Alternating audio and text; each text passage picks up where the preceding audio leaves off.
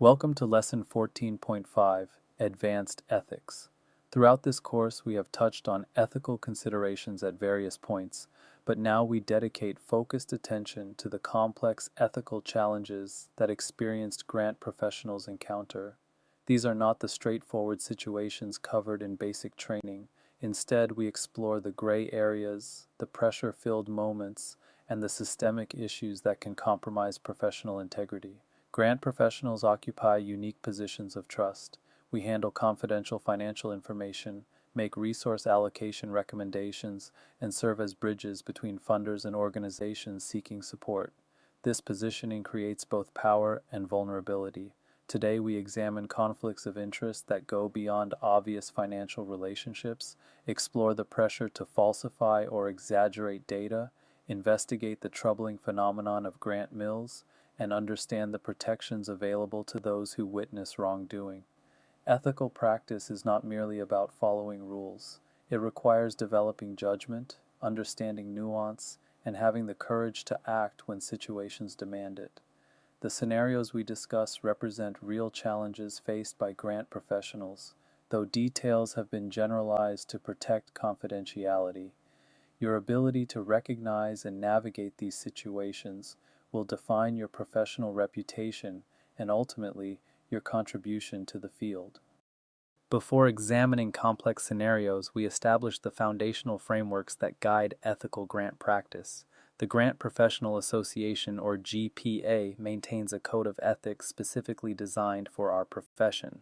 This code addresses issues including truthful representation, fair competition, and responsible stewardship. Similarly, the Association of Fundraising Professionals, or AFP, provides ethical standards that many grant professionals reference, particularly those working in development contexts. These professional codes supplement but do not replace your fiduciary responsibility to your organization and the public. As grant professionals, we serve as stewards of resources intended for public benefit. This creates what ethicists call dual accountability. We must honor donor intent, ensuring funds are used as funders specified, while simultaneously maximizing genuine community benefit. These obligations usually align but sometimes create tension. What happens when a funder's restrictions limit effectiveness? When organizational leadership prioritizes institutional survival over mission? When competition for limited resources tempts shortcuts? Professional judgment becomes essential precisely when organizational pressure suggests compromising standards. Throughout today's lesson, we will explore how to exercise that judgment while protecting your integrity and career. Ethical practice requires both moral clarity and practical wisdom about how to implement principles in imperfect circumstances. Conflicts of interest in grant work extend far beyond the obvious scenarios of financial self-dealing. Financial conflicts represent the clearest category. These include situations where you, a family member, or a close associate would receive direct monetary benefit from a grant decision. Consulting for organizations you evaluate, holding stock in companies your grantees partner with, or receiving gifts from applicants all create financial conflicts. Relational conflicts arise when personal relationships affect professional judgment. You may genuinely want to help a friend's organization succeed, but that desire can unconsciously influence how you present their proposal, what information you emphasize, or how vigorously you advocate for their application. These conflicts exist regardless of whether any financial benefit flows to you personally. Institutional conflicts occur when your organization's interests potentially compromise objectivity. If your employer receives funding from a foundation, you might hesitate to critically evaluate that funder's effectiveness or recommend that partners apply to competing funders instead. Temporal conflicts involve future benefits affecting current decisions. Perhaps an organization hints that strong support now might lead to a job offer later. Maybe a funder suggests that favorable reporting could unlock additional opportunities. These deferred benefits can be as corrupting as immediate payments. Disclosure remains the primary tool for managing conflicts. You cannot always avoid conflicts, but you can transparently acknowledge them, allowing others to evaluate whether your judgment might be affected. Managing conflicts effectively requires both organizational systems and personal discipline. Proactive disclosure policies establish expectations before specific situations arise. Organizations should have clear procedures specifying what types of relationships and interests must be disclosed, to whom, and when. These policies work best when they normalize disclosure rather than treating it as an admission of wrongdoing. Recusal involves stepping away from specific decisions where conflicts exist. This might mean leaving the room during board discussions about organizations you have personal connections with, declining to participate in review panels where you know applicants, or ensuring that colleagues handle negotiations with funders who might affect your interests. Creating independent review processes adds layers of protection. When you identify potential conflicts, involving others in key decisions provides checks on unconscious bias. This could mean having a colleague review your funder communications, asking a supervisor to approve recommendations you make, or establishing formal committee review for significant decisions. Documentation creates accountability and protects everyone involved. Record identified conflicts, note what management steps were taken, and ensure decision rationales are captured. If questions arise later, documentation demonstrates good faith efforts to maintain integrity. Annual conflict disclosure forms prompt regular reflection. Many organizations require staff to annually review and update conflict disclosures, ensuring that evolving relationships and interests receive ongoing attention rather than being forgotten after initial disclosure. Among the most insidious ethical challenges is pressure to exaggerate or falsify information in proposals and reports. This rarely begins with someone suggesting outright fraud. Instead, it starts with small compromises that seem reasonable in the moment. Inflating needs assessments often feels justified. After all, the need is real. Communities we serve genuinely struggle. What harm comes from presenting numbers that capture the severity of problems, even if those specific statistics come from different contexts or older data? The harm is substantial. Funders make allocation decisions based on accurate information. When everyone exaggerates, the entire system loses calibration. Overstating organizational capacity or experience similarly feels minor. Perhaps your organization has not delivered exactly this type of program before, but your staff are talented. Surely saying you have relevant experience is close enough to true, except funders structure support based on capacity assessments. They might provide oversight for newer organizations that they withhold from supposedly experienced ones. Manipulating outcome data to show better results endangers future programs. When reported outcomes do not reflect reality, successful interventions cannot be distinguished from ineffective ones. Resources flow to programs that appear to work rather than those that actually work. The rationalization cascade describes how small compromises lead to larger ones. Each exaggeration creates pressure for the next. Having overstated capacity in the proposal, you must overstate progress in reports. Having exaggerated needs, you must manufacture evidence of impact. Small lies breed larger lies.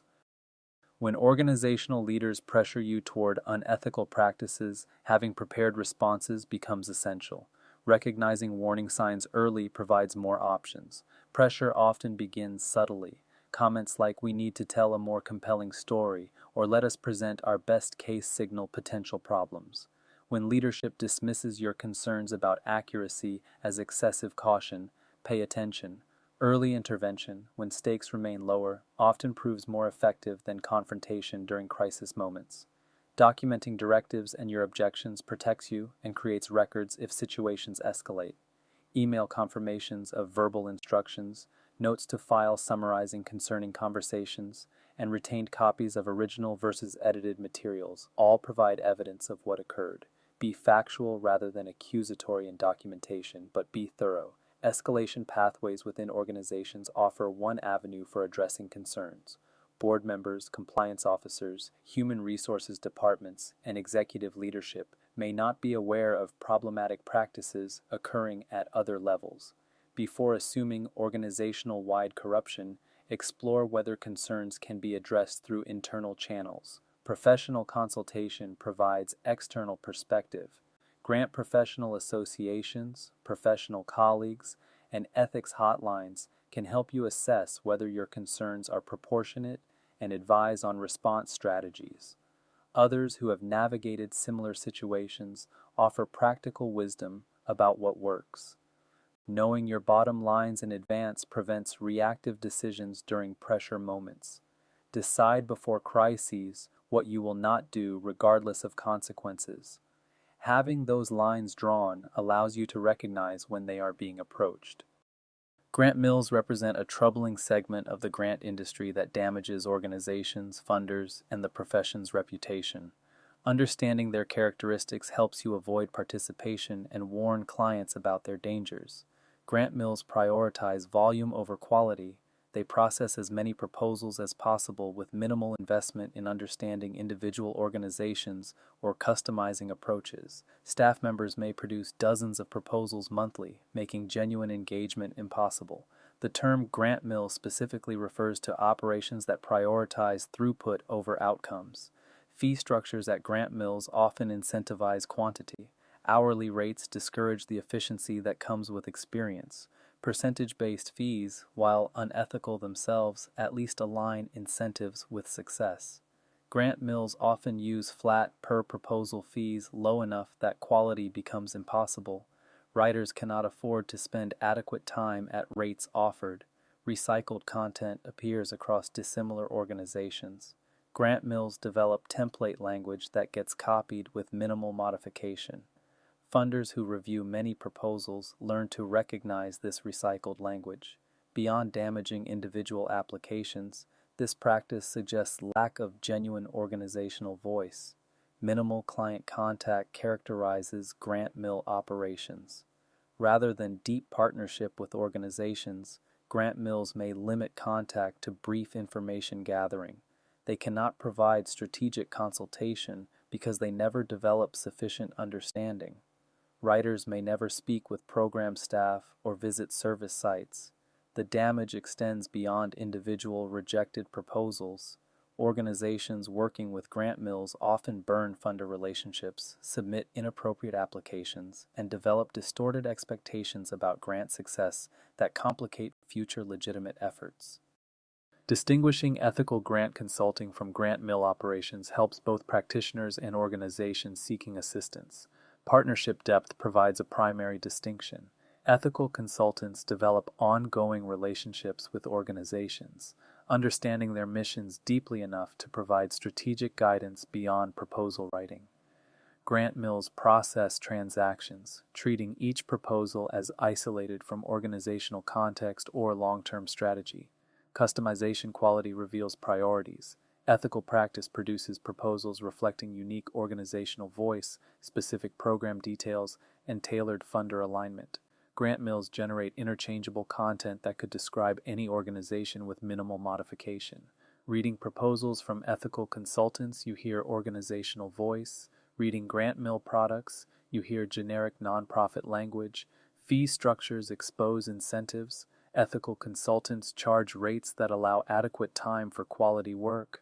Whether hourly, project-based, or retainer arrangements, fees enable genuine partnership. Grant mill fees often seem attractively low precisely because minimal work will be invested.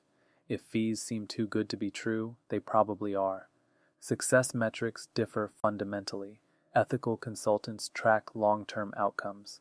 Did organizations strengthen? Did programs succeed?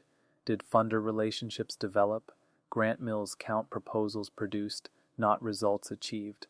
Ask prospective consultants what success looks like to them. Professional development investment signals commitment.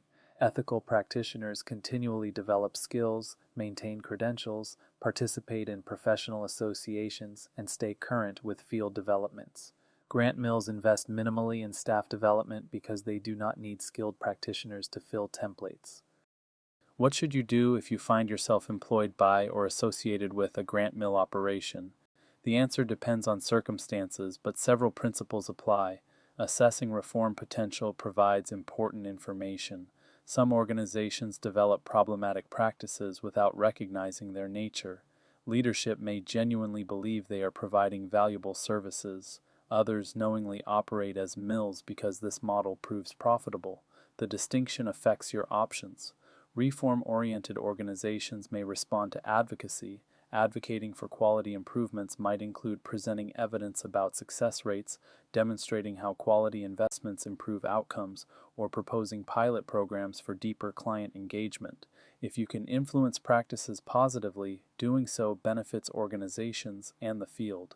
Some mills genuinely do not realize the harm they cause. Protecting your professional reputation requires attention, regardless of your ability to reform practices. Document your individual work quality, maintain samples demonstrating your personal capabilities, ensure your name is not publicly associated with work you do not endorse, make employment decisions thoughtfully when reform proves impossible.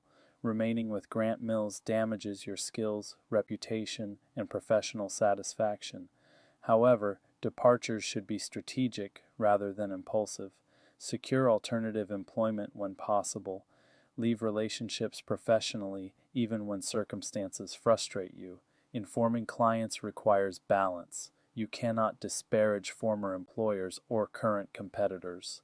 However, when organizations ask your professional opinion, you can describe characteristics of quality consulting without naming specific mills. Help organizations develop evaluation criteria that naturally distinguish quality from quantity operations. When internal advocacy fails and you witness serious wrongdoing, whistleblowing may become necessary. Understanding the fundamentals helps you make informed decisions about this significant step. Whistleblowing involves reporting illegal or unethical conduct to authorities or external parties who can address the wrongdoing. This goes beyond internal complaints to supervisors or through human resources channels. Whistleblowing typically means going outside normal organizational channels because those channels have failed or are themselves implicated. Internal whistleblowing involves reporting to oversight bodies within your organization, such as boards of directors, audit committees, or compliance offices. These represent a middle ground between routine complaints and external disclosure. When executive leadership is the problem, going to the board may address concerns without external exposure. External whistleblowing involves reporting to government agencies, regulators, funders, media, or other outside parties. This typically occurs when internal channels prove inadequate or the wrongdoing involves those who would receive internal reports. Legal protections for whistleblowers vary significantly by jurisdiction and sector.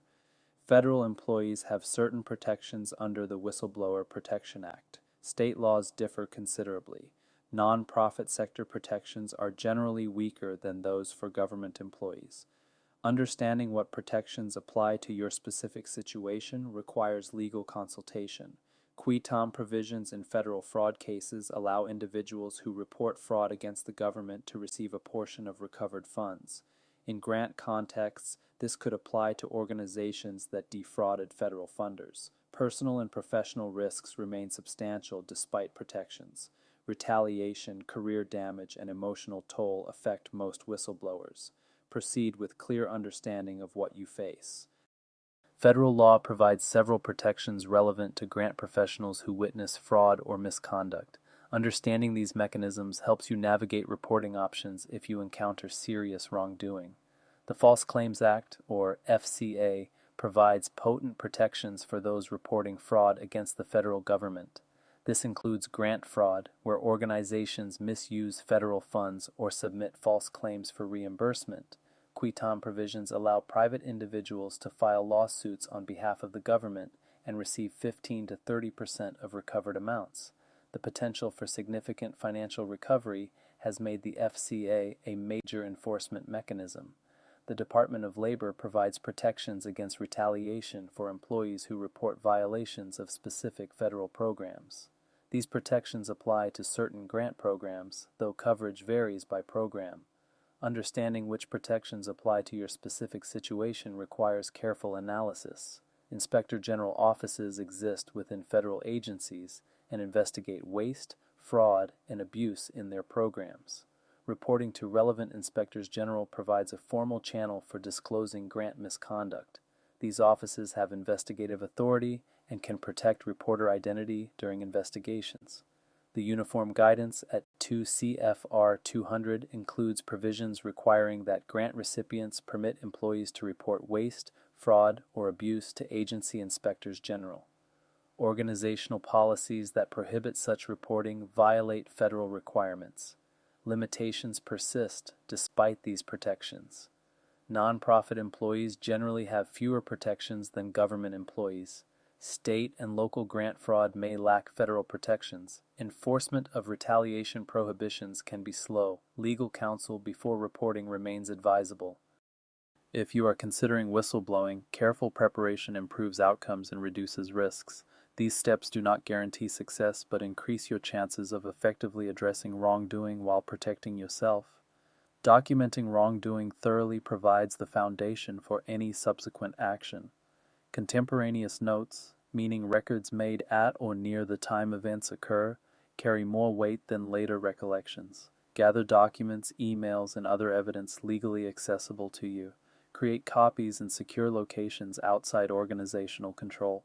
Be thorough, but do not take documents you are not entitled to access. Exhausting internal remedies when safe demonstrates good faith and may actually resolve problems. Document your internal reports and the responses received. If internal channels are clearly compromised or reporting would endanger you, external reporting without internal exhaustion may be appropriate. Your safety takes priority over procedural preferences. Seeking legal counsel specialized in whistleblower cases provides crucial guidance.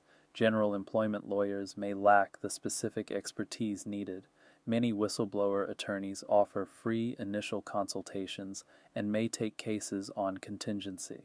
They can assess your protections, advise on strategy, and represent you if retaliation occurs.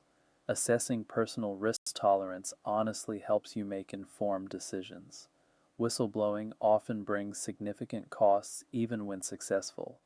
Career disruption, financial stress, relationship strain, and emotional toll affect most whistleblowers.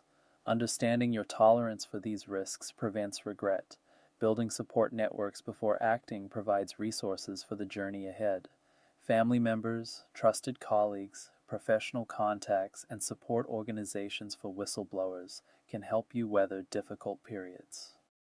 Let us examine a realistic scenario to apply principles we have discussed.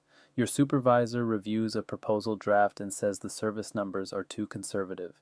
She suggests changing projected client numbers from 300 to 500, claiming that better tells our story. You know 300 is realistic based on current capacity. 500 would require additional staff you have not yet hired. The supervisor notes that the proposal is due in 3 days. She frames her suggestion as helping the organization rather than as exaggeration. She genuinely believes the organization could expand if funded. She reminds you that other applicants probably exaggerate and that being conservative just hurts your chances. Multiple stakeholders have different interests. The program director might support realistic numbers to avoid impossible expectations. The executive director might support higher numbers for competitive advantage. The board may not know about the conversation at all. The funder trusts that submitted numbers reflect genuine capacity. This scenario involves no clear fraud. Your supervisor has not asked you to fabricate data or lie outright. The difference between 300 and 500 could be characterized as projection versus exaggeration. Gray areas like this test professional judgment. How would you respond? What principles guide your decision? What practical steps could you take with limited time?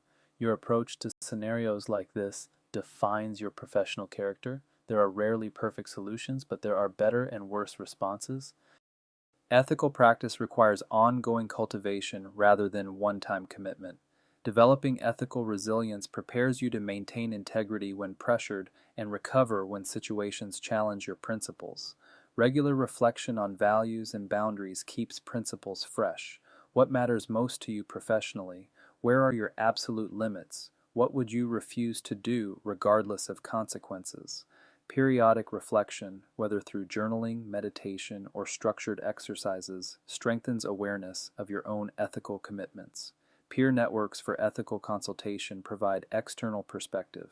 Trusted colleagues who share your values can help you think through difficult situations. They notice pressures you might rationalize and offer alternative viewpoints. Cultivate relationships with people whose judgment you respect and who will be honest with you even when honesty is uncomfortable. Professional association resources offer structured guidance. The GPA and AFP both provide ethics resources including codes, case studies, and sometimes consultation services. These resources distill field wisdom about common challenges. Use them before problems arise to develop frameworks for response. Continuing education on ethics expands your toolkit. Workshop sessions, webinars, and readings on professional ethics expose you to scenarios you have not yet encountered and approaches you might not have considered. Investment in ethical education pays dividends when difficult situations arise. Self-care during ethical challenges sustains your capacity to act.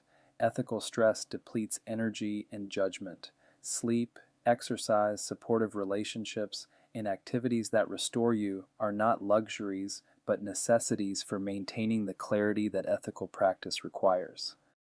Today's lesson examined the complex ethical terrain that experienced grant professionals navigate. We explored conflicts of interest beyond obvious financial situations, understanding that relational, institutional, and temporal conflicts also require attention. Proactive disclosure and management through recusal, documentation, and independent review protect both organizations and individual integrity.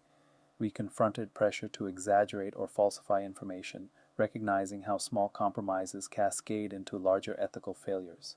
Preparation, documentation, and known bottom lines help professionals maintain integrity under pressure. Internal escalation, professional consultation, and knowing when to walk away provide response options.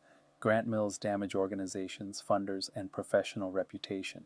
Distinguishing ethical practice through partnership depth, customization quality, aligned incentives, and professional development investment helps both practitioners and organizations seeking assistance. Whistleblower provisions offer protections when internal remedies fail, though risks remain significant.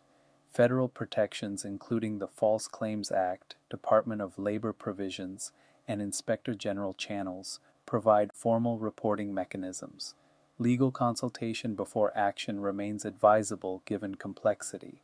Finally, ethical resilience requires ongoing cultivation through reflection, peer networks, professional resources, continuing education, and self-care. In our next lesson, we explore trust-based philanthropy, an emerging movement that reimagines funder-grantee relationships.